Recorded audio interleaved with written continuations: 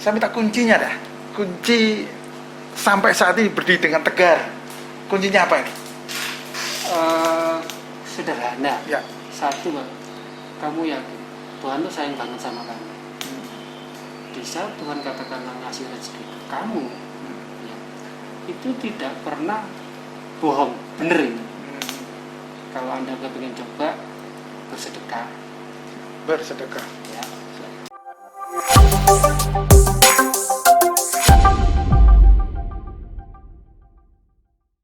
Mas Megan, bagaimana kabarnya? Alhamdulillah luar biasa, Mas. Terima kasih hadir di BBM Bincang Bareng Memo. Dan ini kita coba untuk mengangkat bagaimana sih saat ini bisa menjadi inspirasi. Kita ingin gitu, satu motivasi baik sosial, budaya, ekonomi, politik dan sebagainya. Makanya wadahnya di BBM isi terus ya. Itu. Kalau boleh tahu sebenarnya nama lengkapnya siapa sih, Mas? Kalau nama kebetulan Bapak ngasih nama itu nama Jawa sih. Yeah. Slamet Sutrisno. Jadi cinta yang selamat. Kok jadi lebih kok sering apa ya saya? Nyeluk Mas Megan. Itu dulu bawaan dari SMP. Dulu SMP kita SMP 4. Ya. Habis itu saya suka banget dengan pelajaran sejarah. Yeah. Jadi terkait mulai Megantropus, Erectus, Phylogenesis dan lain-lain. Kebetulan pelajaran itu hafal banget lah. Sampai guru sejarah namanya Bu Endang itu setiap manggil, ayo maju lah. Mulai dari situ ke bawah sampai ya STM sampai akhirnya kerja sampai sekarang. Wah. Jadi malah nama aslinya saya nggak banyak orang tahu. Nggak banyak orang tahu. Jujur saja saya juga begitu. Saya pikir Megan siapa gitu. Saya pikir kok biasa kan Mega. Kok ada Megan? Kenapa ya? Jadi timbul pertanyaan juga. Tapi yang menjadi satu hoki juga ya kalau boleh katakan begitu ya. Saya bukan berarti mengartikan nama orang tua enggak loh ya. Alhamdulillah. Pernah sempat itu gini. Saya itu sempat. Jadi ini lepas dari. Ayo santai aja, santai. Megan itu kalau di Indonesia kan bisa dibilang laki. Kalau di Jawa Doro Ireng ya. Ya. Cuman kalau nama-nama itu di luar pasti ketemunya nama cewek. Ya. Pernah sempat saya ada acara di mana saya depannya dikasih nama Bu ya. Silahkan masuk Bu Megan ya. Jadi semua yang hadir di situ akhirnya lihat semua, mana tahu Ibu Megan benar ketemu saya. Alhamdulillah karena banyak orang tahu gara-gara itu. Ya. Mungkin hokinya di situ. Ya ini mungkin jadi yang di BBM kita ini saya kenapa menghadirkan Anda. Jadi ada salah satu yang memang kita ingin bahwa Anda saat ini duduk di sini itu tidak semudah yang dibayangkan orang, mungkin begitu ya. Maka kenapa saya memilih Anda? Saya juga pengen belajar dari Anda juga, bisa menjadi inspirasi kita, menjadi motivasi kita. Nah, mungkin sebelum kita ngobrol di ngobrol pada saat ini apa yang Anda lakukan. Ini mungkin bisa bercerita bagaimana sih sepak terjang sebelum sampai saat ini menjadi begini. Saya pengen ya agar menjadi orang-orang yang saat ini menonton, kita juga ingin ada sesuatu yang menarik, artinya memberi motivasi bagi apa yang kita bincangkan ini juga di sini. Oke. Gini Mas B. Saya teringat bahwa 18 tahun yang lalu ya. Saya itu memang terlahir di Jakarta dulu. Ya. Jadi Bapak itu mengasli Kediri, Ngurah-Tiru. Habis itu Bapak kebetulan kalau di Kediri kenal ada yang namanya mungkin keluarga Pak Samud dan lain-lain. Itu keluarga yang bisa dibilang lebih ke gudang garam. Gudang atas. Ya. Habis itu keluarga dari Pak Samud dari Banyumas, karena keluarga Bapak dari Kediri itu tempatnya di Singgonagaran. Itu bisa dibilang dari keluarga Bapak itu keluarga yang secara ekonomi baik semua. Ya. Cuman Bapak itu salah satu anak yang di keluarga tersebut tidak mau memanfaatkan menggunakan fasilitas dari orang tua. Jadi akhirnya sama keluarga Bapak kalau mau seperti itu. Karena Bapak punya prinsip, kalau saya nanti sampai berjaya harus saya berdasarkan kaki saya sendiri, bukan hasil dari pemberian. Akhirnya keluar dari Kediri, Bapak habis itu ke Surabaya, habis di sana dia juga jadi angkatan laut. Habis itu sempat disersi karena ada perkelahian dengan temennya, Habis itu hingga terbanglah dia ke Jakarta. Ya kebetulan kalau dari karakter bapak sih lebih sering lingkarannya itu orang-orang yang berisiko. Jadi teman-teman yang katakanlah mulai dari teman-teman yang mempunyai background sing kan teman-teman apa semua. Ya. Jakarta sampai akhirnya menikah dengan ibuku asli Tegal. Habis itu nikah tidak direstui karena background bapak. Akhirnya ya karena masalah keluarga hiduplah sendirian. Hingga aku lahir di Jakarta. Habis itu akhirnya keluarga yang di Kediri karena sudah rindu banget dengan katakan bapak itu anak pertama dari 5 bersaudara. Masih pulang ke Kediri, adik-adik nunggu sampai kalau masih muda silakan, tapi kita ingin di masa tuanya kita bareng-bareng di Kediri. Pulanglah di Kediri, semua mulai rumah, mulai aset dan lain-lain dijual, tinggal pulang ke Kediri. Dari sana saya ikut ke Kediri akhirnya, hingga sampai akhirnya bapak di Kediri. Masih milih mana? Kerja di Hotel Merdeka atau di SLB? Kalau di Hotel Merdeka lewat jalurnya Gudang Galuh. Kalau di SLB nanti mungkin Masjid bisa apa? Kebetulan bapak itu punya basic kria dia, kerajinan. Ya, mungkin salah nurun di aku sih. Setelah itu akhirnya bapak di sana ngajar kerajinan dan lain-lain. Yang dulu awalnya misalkan senang gelut atau gamelan akhirnya menjadi penyabar kan di sana banyak teman-teman yang tidak seberuntung kita. Jadi banyak anak tidak seberuntung kita. Akhirnya disitulah tingkat kesabaran bapak mulai kebentuk. Dan aku sering kesana, sering ikat, sering lihat. Sampai akhirnya ya kami tinggal di Simonegara. Habis itu sampai bapak wafat. Terus kebetulan saya hanya lulus STM. Lulus STM dan setelah lulus STM satu hal yang katakanlah saya ingin kejar, saya ingin sekolah di atasnya kan. Waktu itu kebetulan Kediri lagi rame-ramenya pecinta alam, namanya ada alarm, ada kopla, bla bla bla lah, yang sering ikut gerak jalan. Itu saya dikasih semacam sekolah gandum di dalam hutan. Pada waktu itu ya? Iya, saya diajukan sama perhutani untuk sekolah di Bandung. Di sana suruh ngenal di dalam hutan itu macam-macam pelajaran. Mawar tuh ada 13 runtutan di bawahnya. Bunga ini ada 15, ada 21. Waduh. Sampai suatu saat ternyata itu saya kira sekolah muda. Ternyata tidak semudah yang kita bayangkan juga ya. Memang kalau kita melihat perhutani itu gajinya gede-gede mas. Oh gitu? Banget. Baru tahu saya, asli baru tahu. Perhutani gede-gede kayak BUMN. Yang paling katakan bisa dinikmati hasilnya perhutani. Karena juga mungkin faktor pemasukannya yang mungkin juga dari karena ada banyak pemasukan di sana. Tentu ya. Kalau misalkan ada pemasukan hasil kayu dan non kayu. Kalau non kayu misalkan kalau dengan di Pagung sih. Beberapa area yang disewa warga atau orang pengusaha sekian persen masuk itu ya. Iya nggak? Iya.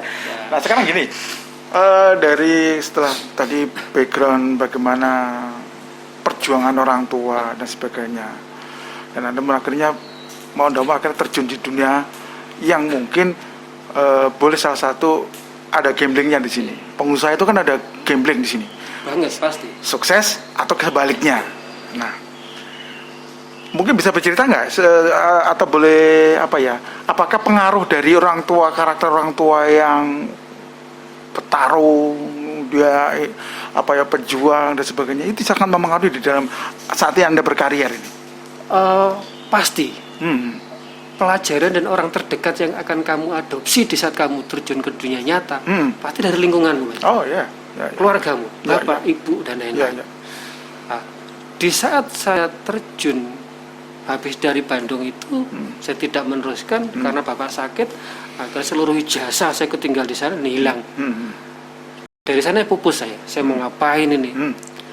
Langkah yang paling pertama yang saya bisa waktu itu, saya harus bisa hidup dan makan dari katakanlah keringat saya sendiri. Karena bapak sudah katakan tidak ada, bapak mungkin sudah tidak punya gaji karena tidak ada, karena itu bukan sekolah negeri waktu itu di SLB itu. Agar saya punya modal itu untuk beli waktu itu PS. Saya buka komputer dan rental PS pertama di Bandar, namanya Citra Komputer waktu itu. Di barat jalan, di depan pasar Bandar agak ke selatan. Saya ketemulah dengan yang namanya keberuntungan. Jadi komputer 1, jadi 2, jadi 3. Nah, habis itu keberuntungan yang kedua, ketemulah dengan Mas Hadi. Jayabaya. Mas Hadi buat proposal di situ. Nah, saya amati, apa ini Mas nih? Mau mendirikan radio, boleh kerja di situ dah. Ya monggo. Nah, akhirnya ngobrol saking enaknya dan katakan aku tidak tahu waktu itu sebagai owner tidak tahu.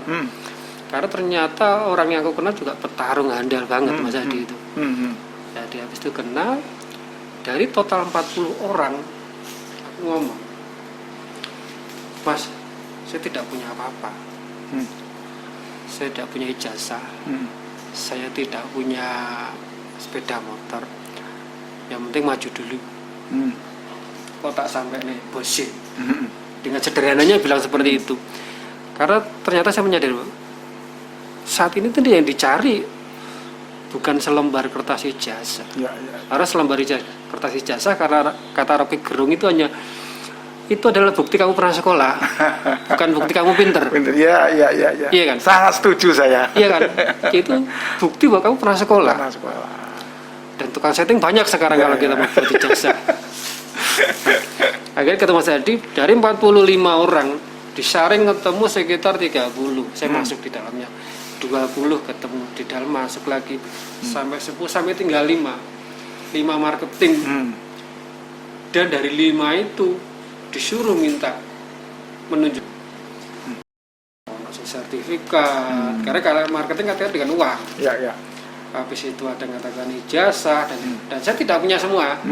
Dan motor saya tidak punya semua. Bayangin. Jadi satu hal yang bodoh melamar di marketing, kita jual iklan, tidak punya apa-apa. Selain katakan aku duweku semangat Mas. Setelah Mas gini ya kan. Kira-kira kamu bisa makan target enggak? Pak, sederhana. Mas Hadi, saya mau tanya, saya boleh nggak tunjukin dulu? Saya harus gimana kerjanya? Dan di saat itu saya mengamati, dalam hitungan 2 minggu saya mengamatinya gini, ada 5 orang marketing, salah satunya aku, yang kedua itu namanya Mas Aris, dulu kerjanya di Gambiran, bagian keuangan, sekarang di Dinas Pariwisata. Terus waktu itu masuk lagi namanya Mas Robiantoro kalau nggak salah. Tahu. Itu dulu saya juga lulusan dari Godokannya dari sana ya. Cuman kalau Mas Robi itu terakhir dia masuknya. Setelah aku katakanlah sudah nggak di situ kayak. Nah, dari 5 itu setiap habis briefing pagi dengan lain-lain semua keluar cari iklan. Tak amati selama seminggu 2 minggu, aku di saat keluar iklan teman-teman jalan. Teman-teman naik sepeda motor, aku jalan. Mana gitu terus selama seminggu 2 minggu. Sampai di satu titik di warung sebelah timur Geni itu ada warung, di situ tempat ngumpulnya sales. Loh, jam segini sales pada ngumpul di sini. Nah, teman-teman briefing mulai dari katakan masuk jam 7, jam 8, jam 9 baru keluar nih. Padahal saat jam keluar, sales orang promosi itu sudah nggak ada di kantor. Pada sudah keluar semua ya. Adanya di warung. Lu bayangin kan? Jadi di saat katakanlah konsep itu dibangun, dibriefingkan, targetmu A, B, C, D, harus masukin 10 proposal setiap hari kemanapun itu. Oke, nah. Teman-teman lari naik sepeda motor, dia gambarnya pilihannya A, B, C, D. Pada datang ke Inseval waktu di Campur Jo, kalau nggak salah sekarang masih deh. Masih. Inseval, Tempo sekarang juga sana. Kalau Tempo di Gambang ya. Nah, di sana orang promosi sudah pada nggak ada. Nah, paling ujungnya ditumpuk di satpam. Nah, kalau aku ke warung ketemu orang promosinya. Nah, 1-2 kali kenalan dan lain-lain, ya pasti orang pertama kenal cuek lah karena belum tahu siapa dan lain. Sampai orangnya aku punya prinsip, aku harus bisa membuat orang itu katakan menyerah ke aku, menyerah bukan karena katakan menyerah karena wis wes katakanlah nggak betah tak deketi terus. Oke lah, kalau di warung kamu seperti tak main ke rumah. Ternyata bahwa prinsip human itu sederhana. Hargai orang, buat orang itu seperti keluargamu sendiri. Sentuh hatinya, sentuh anaknya. Wow, ada 4 poin ya. Seluruh kerjaanmu dianggap ACC. Lu yakin, Pak? Ya. Ini juga ada sesuatu yang menarik ini ya. Dari kita perbincang di awal ada 4 poin yang bisa kita ambil selain kerja keras secara otomatis itu kan kerja keras itu sebagai landasan dasar sebagai apa ya.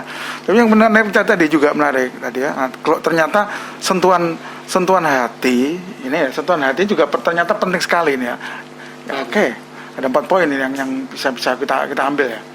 Nah, dari situ akhirnya proses berkembangnya untuk menjadi berdikari itu bagaimana? Nah, dari situ setelah saya kenal namanya waktu itu kalau dari Tempo namanya Pak Jonet, Jonet Tempo. Habis itu kalau dari Inseval namanya Pak Erik Bintang 7. Kalau dari Sanbe, bukan Sanbe ya, KB Farma. Pak Toto. Pak Toto gitu ya. Habis itu di atasnya Pak Toto itu ada namanya Pak Iwan. Saya alhamdulillah ketemu dengan orang-orang hebat. Dia orang hebat semua. Jadi dari beberapa itu saya serap, saya main ke rumahnya, saya sentuh anaknya dalam artian bukan seberapa besar yang dinilai harganya di saat kamu mengasih sesuatu ke mereka. Jadi katakanlah, Bu itu hanya permen, Bu itu hanya boneka kecil, Bu hanya mobil-mobil kecil. Satu kali kita ngasih, mungkin kita ingatnya satu kali. Tapi bagi yang menerima bapaknya itu ingatnya sampai sekarang. Ke bawah terus ya. Ke bawah. Ke bawah sampai sekarang. Sampai ketemu aku pun dia sudah pindah produk lain, saya tetap tanya, Mas Megan bisa ngerjain ini enggak? Punya link di sana enggak? Tanya sampai seperti itu. Gara-gara apa? Mobil-mobilan Hot Wheels kecil itu. Iya. Terus di saat kata orang yang enggak ada, saya tetap main ke rumahnya, ketemu anaknya, tak kasih sesuatu. Ternyata Mas, namanya manusia itu makhluk pengingat. Di saat katakan hal kecil ngasih, ya entah jajan atau makanan atau uang, dan cerita ke bapaknya, di saat bapak atau ibunya mendengar itu berkah dibuka ya sama Tuhan. Nah, saat berkah dibuka, apapun yang diingat, dia akan ingat. Oh, Megan kayak sing iso nggarap. Oh, Megan turu ning ngisor pring barate. Itu tetap digolek. Makanya banyak teman-teman generasi Z sekarang itu bisa dibilang gini, banyak seorang pengusaha yang tidak punya kantor loh. Oke. Percaya nggak? Ya. Percaya. Karena apa? Kantor mereka HP. Oh, berkaitan dengan teknologi juga ya? Iya. Ada yang menarik ini. Nah, itu yang saya pelajari dari mereka. Oh, dan kebawa sampai mana-mana dan direferensikan kemana-mana. Akhirnya saya buatlah itu. Saya ngelamar ke waktu itu habis dari Jayabaya, kurang lebih 5 tahun saya dari Jayabaya, ketemu dengan teman-teman hebat itu. Habisnya bukan dibajak lah, kebetulan ketemu dengan Mas Kafit Radar. Oh, Mas Kafit, ya. Karena dulu Jayabaya itu salah satu radio event yang paling banyak waktu itu ya. Iya. Dulu waktu saya pegang namanya EO-nya Jayati Production itu. Dan saya masih ada 30 hari. Pekerjaan eventnya lebih 40-50. Dan saya bisa melakukan itu. Ya. Itu juga sebagai proses pembelajaran ya? Proses pembelajaran. Ya. Pagi ke pasar Mas Skadon. Enggak dong, kita masih ingat lah ya. Habis itu nanti siang dikit operasi pasar juga. Pasar, bodrek. Habis itu siang jaranan. Ya. Sore pengajian, malam nyandero ayang ke Pak Kaji Basuki Belawi sana. Ada sekitar 8 pekerjaan dan hari. Dan saya harus muter-muter Mas. Kantor sana. Ya, itu saya berpikir, saya itu ternyata di sini bisa dibilang kuliah yang dibayar. Walaupun saya tidak pernah ngomong ke mereka. Nah, ini ada yang menarik nih ya. Kadang-kadang orang beranggapan bahwa sebenarnya mendapatkan sesuatu tanda kata ilmu ya. Tapi mereka tidak sadar bahwa itu sebenarnya ilmu buat kita. Bahkan mereka akhirnya ada sesuatu yang sifatnya begini. Ada agreement. Aku begini aku dapat apa? take and keep ya. Ya, betul. Nah, ini yang kadang-kadang apalagi generasi sekarang kita tidak memungkiri hal itu ya. Padahal kalau seperti yang disampaikan tadi Mas Megan tadi, bahwa di situ sebenarnya ada suatu ilmu yang bisa nanti dibawa sampai bahkan kita mungkin tidak bermitra, tetapi kan bisa itu aset ya. Nah ini yang kadang-kadang yang tidak disadari oleh masyarakat, terutama generasi sekarang. Nah dari proses itu tadi, aset-aset yang anda ceritakan tadi itu kan juga ilmu juga. Nah dari proses tadi saya juga pengen mungkin gambaran bahwa kok bisa Anda akhirnya berani, saya harus mandiri, harus begini, tidak ikut orang. Nah, apakah bagian-bagian dari yang sudah Anda kantongi tadi, ilmu di lapangan tadi, yang tidak ada di ilmu pelajaran, yang bahkan Anda mungkin ilmu tapi ketika dipelajari, mendapatkan sesuatu, itu bagaimana setelah Anda berdikari itu? Jadi gini, beberapa aset yang katakan kita tidak bisa pungkiri, kita boleh lah atau bisa mengalami satu masalah, misalkan katakanlah bangkrut, kita di restart sama Tuhan dari nol lagi, tapi kita tidak pernah katakanlah akan kehilangan aset dalam bentuk imajinasi, pikiran, ya, proses yang kita pernah jalani, pengalaman. Oke, uang kita nggak punya misalkan, benar, tapi itu nggak akan katakanlah bisa mengubah. Uang kan hanya bentuk fisik mas, persepsi mas. Misalkan jadi kan percaya di sini ada uang katakanlah berapa puluh juta, dan lain-lain, percaya kan, kan persepsi yang dibangun, ya betul, iya kan, ya. Namanya uang kripto misalkan, itu dimainkan macam-macam. Cuman yang mereka tidak bisa katakanlah ambil itu pikiran atau pengalaman atau imajinasi yang saya pikir itu asetku. Contoh aja, banyak di soto Beranggan itu orang jual soto semua mas. Ya. Tapi feel, resep yang katakan ada di otak mereka nggak akan sama dengan ya, betul. Yang itu katakan Tuhan bedakan mas. Kita semua punya ya pekerjaan, kita semua punya gaji mas. Tapi rezeki Mas Bambang dengan saya mungkin nggak sama. Betul. Nah, itu yang katakan saya pahami. Ya.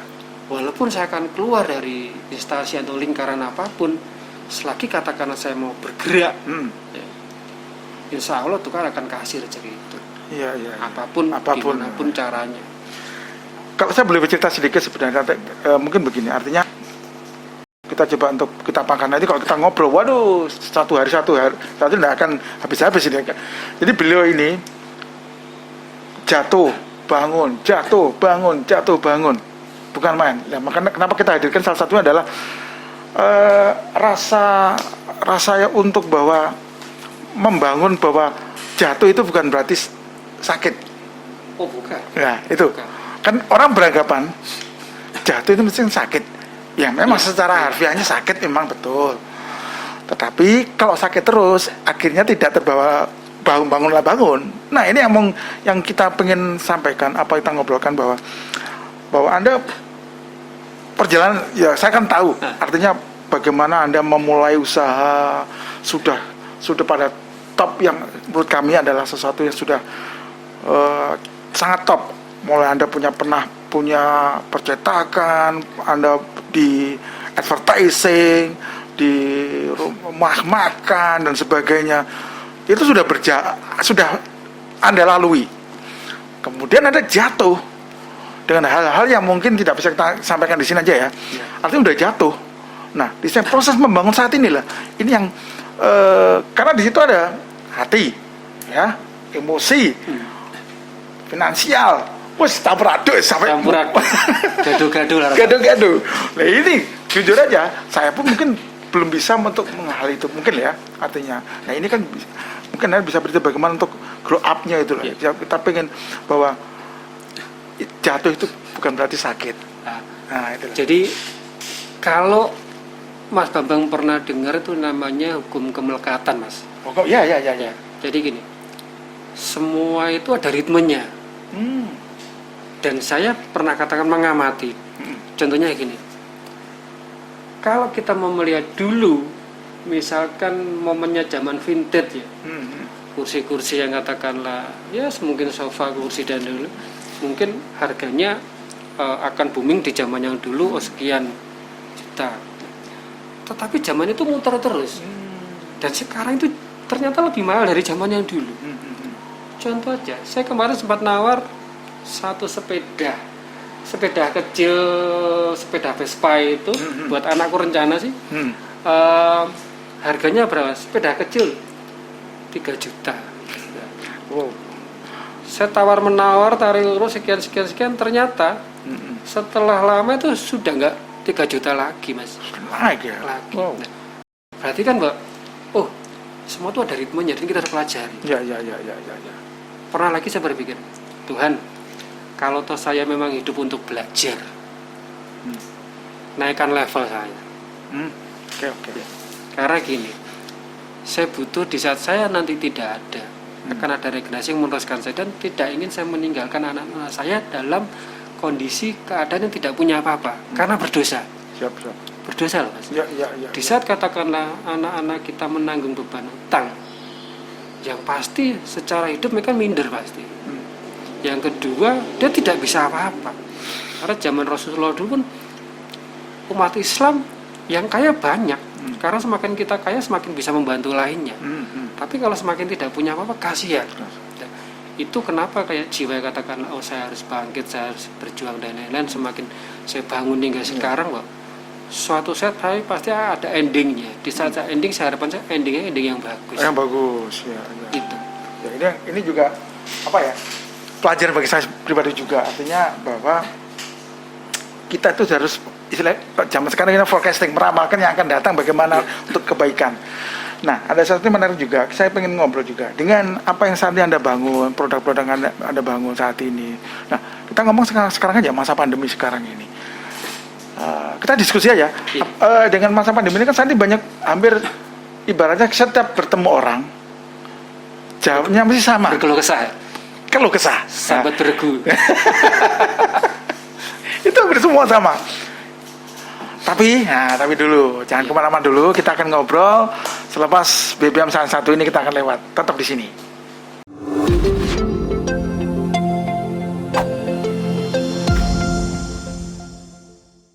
Masih di BBM, bincang bareng Memo. Kembali lagi, Mas Mega. Jadi tadi kita kan sempat terputus tentang masalah, ngobrol-ngobrol masalah keluh kesah tadi. Nah, selama ini menurut Anda bagaimana? Atau apa yang harus kita lakukan? Kan begitu. Ibaratnya sambat, aku ya sambat ya. Kok ya sambat. Akhirnya di putaran sambat semua. Jadi akhirnya tidak ada sambat berjamaah. tidak ada solusi. Kan ibaratnya kan begini. Suka tidak suka, mau tidak mau, bahwa ini sudah kita alami bersama.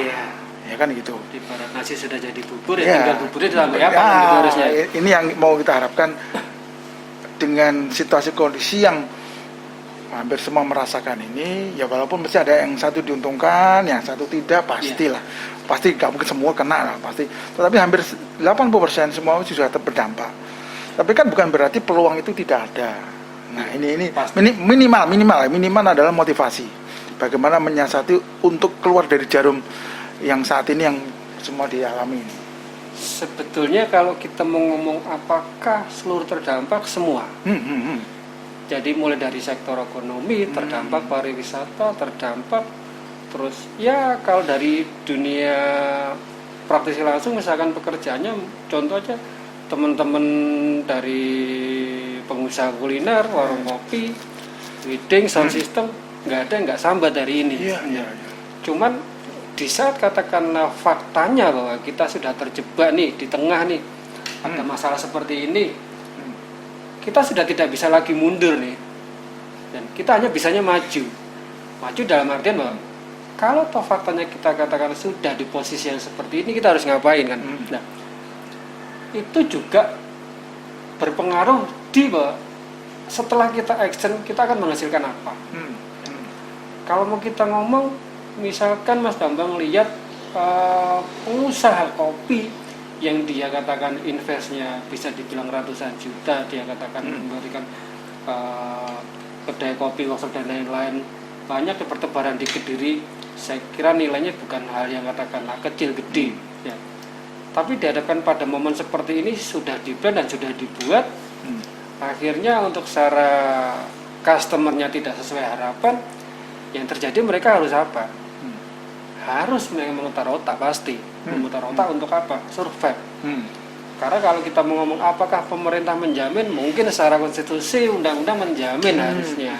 Tetapi fakta di lapangannya kan tidak semua yang kita harapkan itu bisa katakan dicukupi aspirasi kita. Akhirnya gimana? Tadi Mas Bambang, terus teman-teman yang di luar sana, saya dilahirkan untuk menyerap beberapa ilmu yang ada di sepanjang perjalanan hidup. Di saat kita dihadapkan pada momen seperti ini, berarti kita harus siap. Satu yang pernah saya pelajari, Bapak pernah bilang, kamu kecewa nggak? Kalau kamu dari Kediri, kamu ke Pacitan, orang yang kamu temu di Pacitan itu nggak ada ternyata. Saya bilang, ya pasti kecewa. Bapak bilang, kenapa kecewa? Padahal Tuhan itu menaruh hamparan rezeki itu dari Kediri sampai Pacitan yang harus kamu resapi, kamu serap, kamu mainkan. Itu terngiang-ngiang di kepala saya. Di saat saya setar dari Pare, Kedirinya Pare, hingga ke arah Pacitan, saya merekam apa? Sepanjang perjalanan saya dengan sepeda motor, dengan dulu istri saya melihat tembok-tembok besar, Mas. Tembok besar dari Kediri, mulai Paron, mulai katakanlah Jalan Doho, mulai sampai Tulungagung, Blitar, sampai ke Pacitan. Saya rekam dalam artian, wah ada tembok besar di kota ini, titik ini. Dan setelah momen itu katakanlah tiba masanya, saya kerja bareng Telkomsel. Pak Mega najuin titik brandingmu mana aja. Tidak perlu saya ke Pacitan, Mas. Sudah terekam ya? Sudah terekam, tinggal buatin proposal sekian titiknya tapi ini. Bayangin. Berarti kan di momen ini sebetulnya kalau kita mau 100% rezeki yang katakan Tuhan kasihkan selama masa kamu hidup, pandemi ini hanya sekian persen, Mas. Iya enggak? Mungkin pandemi hanya 20%, kamu 80% dikasih kenikmatan loh. Nikmatilah. Dan itu dilupakan ya? Lalu kamu berkeluh kesah di sininya. Bukan saya mengecilkan teman-teman. Iya. Cuma saya ingin teman-teman, ayo bersyukur ya. Mari ada yang bisa kita gali di sini lah. Ini juga bisa membuat motivasi kita loh. Oh iya. Iya benar. Jadi kita artinya gini ya, tidak bahwa saat ini kita berdampak, bukan berarti kita menjadi 80% dampaknya enggak. Iya. Bayangin aja, 100% itu Tuhan kasih kehidupan ke kamu, 80% buat nikmati ki. Kamu omsetmu gede deh. Aku sebelum pandemi percetakan, Mas. Iya. Ya ini uang kecil sih. 3 bulan omset percetakan 1,3. Itu dari Mayora. Cetak soblen, spanduk dan lain-lain, spanduk toko mulai dari Kediri, Malang, Surabaya dan lain-lain. Sekali cetak 3.000 meter, 4.000 meter, 2.000 meter. Itu nilai yang tak tagihkan 1,3. Waduh. Tinggi ya? Tinggi. Sampai seperti itu. Iya. Nah, kenikmatan itu menurut saya. Ya. Cuman di depan pada kata sudah pandemi, ya itu jangan lupakan nikmati itu. Ya. Itu proses berjuangmu juga jadikan hal yang katakan untuk membangun di saat kamu seperti ini. Dan kita bareng-bareng enggak? Setuju nggak sebelum kita setuju nggak apabila nanti begini, artinya kalau kita berkeluh pada di proses yang 20% tadi, itu akan membuat kita menjadi lupa sebuah rasa syukur. Ya pasti akan seperti itu. Kita melupakan ya 80% itu satu hal yang katakanlah konyol. Mungkin Presiden Janjuker namanya siapa? Sujiwo. Kamu berpikir tidak bisa makan besok saja sudah menghina Tuhan. Nggak perlu kamu menginjak-injak ajarannya katakan. Di TV kan juga pernah ngomong gitu ya. Iya kan? Iya, betul. Jadi Tuhan itu memberikan rezeki yang katakanlah sepanjang ini. Tinggal kamu bisa nggak katakanlah memainkan, memanfaatkan dan memberi manfaat sekitarmu. Contohnya, Mas. Kebetulan saya waktu masih menjalankan perjalanan, saya ikut ngelas, ada teman-teman yang kata-kata pekerjaan kelas, saya belajar sampai akhirnya saya bisa. Dan di momen seperti ini, di saat teman-teman para penjual jasa, terus misalnya warung kopi, warung makan ini, itu terdampak. Saat ini ada hal yang katakanlah di luar itu yang bisa dimainkan, yang efeknya bisa menutupi untuk yang sekarang. Mungkin hamba nggak percaya. Ada program Roda Emas Mas Bambang. Iya. Hotel. Iya. berapa anggaran yang katakanlah dikucurkan untuk konsentrasi di COVID. Ya. hampir masuk di sana. Bayangin. Saya satu RT, saya dapat satu RT 295 tempat cuci tangan saja. Itu baru satu RT. Padahal karena ada 15 RT. Gitu. Ini ada salah satu yang sudah saya catat nih. Salah satu artinya kenapa begitu? Ini kinerja itu. Ya. Saya berapa ini? Nah, tinggal teman-teman bisa nggak di momen seperti ini, ayo rek, ojo sampai berjamaah, ayo mencari solusi bareng yuk. Peluang berarti ya? Peluang, angka peluang. Oke. Ada orang yang katakanlah berharap semoga pandemi berakhir. Ada juga orang yang katakanlah kurang ajar, semoga jangan berakhir dulu. Nah, karena apa? Ada value ditentukan di situ. Ya. Bukan mereka nakal mungkin katakanlah. Karena faktor sirkulasi yang dia bisa menekan di situ. Iya kan? Ya. Pandemi berakhir, semua akan katakanlah puji syukur, sujud syukur, alhamdulillah. Karena apa? Roda itu berjalan. Jadi kalau insya Allah ya, kalau kita ada punya rasa bersyukur di situ, itu kan sebagai siraman bahwa pandemi itu bagian pijakan untuk kita lebih naik dikit lah. Iya. Nah, jadi Tuhan yang menyentil kamu, gunakan otakmu. Siap. Kamu itu tidak dilahirkan dari hal yang tidak berjuang. Kamu dalam satu rahim embriomu berjuang dari jutaan kata-kata. Ya. Dipilih embrio dan keluarlah kamu. Setelah kamu keluar jadi menungso, terus kamu lemah konyol. Iya. Kita sudah mengalahkan ribuan. Iya. Konyol. Jadi hal yang katakan harus kita bangun apa? Besarkan hatimu, bangun circle-mu, lingkunganmu, karena lingkungan berpengaruh. Ya. Kalau kita katakanlah berkumpul dengan penjual minyak wangi Pak. Ya. Setuju. Kalau kita berkumpul dengan katakanlah ya orang-orang yang katakanlah berpikiran ke depan, katakanlah mempunyai value atau omset yang besarnya orang umum, ya minimal kita kecipratan di situ. Jadi ya, oke. Iya. Ya, sangat setuju. Nah, ini juga mungkin mudah-mudahan ini bisa menjadi bagian sesuatu yang memberi motivasi ya, bahwa berkumpul tidak hanya berkumpul, ibaratnya ngopi, tidak salah ngopi, tapi ada satu manfaat faedah yang bisa diambil setelah kita pulang. Nah, itu kan? Itu. Ya, okay. Sering saya temui. Banyak teman-teman itu membandingkan, enak kamu dapat gaji, enak pakai ini. Saya balik gini, Mas, gimana? Kalau konsep hidup kita itu jangan membanding-bandingkan orang lain. Kamu harus suka dibanding-bandingkan dengan orang lain. Kata kuncinya berarti kamu harus lebih actionnya banyak. Ya.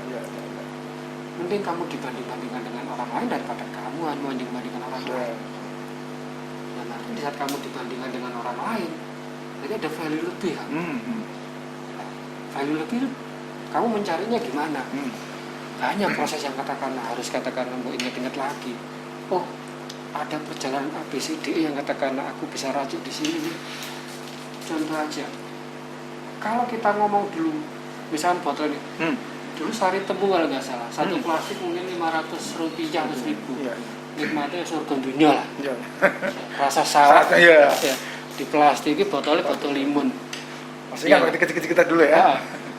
Dan kalau kata zaman segitu itu nikmatnya sudah minta ampun, dan kita katakan jual dengan botol yang sama mungkin tidak laku saat ini. Teman-teman generasi Z pasti berpikir kita harus mengubah packaging nih. Iya enggak? Ya. Mungkin teman-teman yang katakan di promo atau yang berjalan di marketing, mereka paham yang namanya rebranding. Ya. Dia akan mereformasi brandingnya baru. Jadi bukan katakan logonya diganti. Ya. Bukan sesuai dengan target yang sasarannya ya. Jadi bukan logonya diganti. Bisa jadi logonya diganti, misalkan seperti kayak dulu Pertamina yang gambarnya apa itu kuda.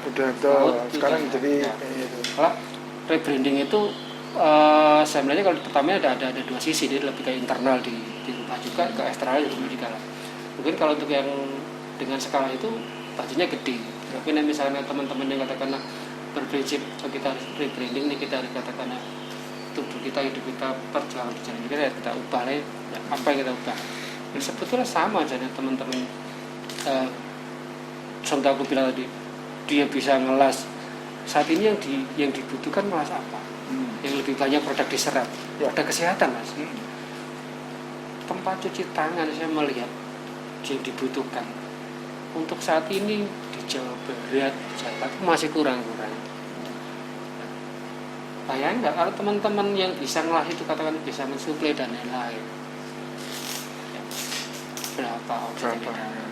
Bisa mengerjakan juga untuk Nganjuk, tempat cuci tangan untuk Nganjuk. Habis itu teman-teman RT ini ada yang aku bilang tadi, parkiran sekian belum sabunnya belum katakanlah tongnya dan lain-lain.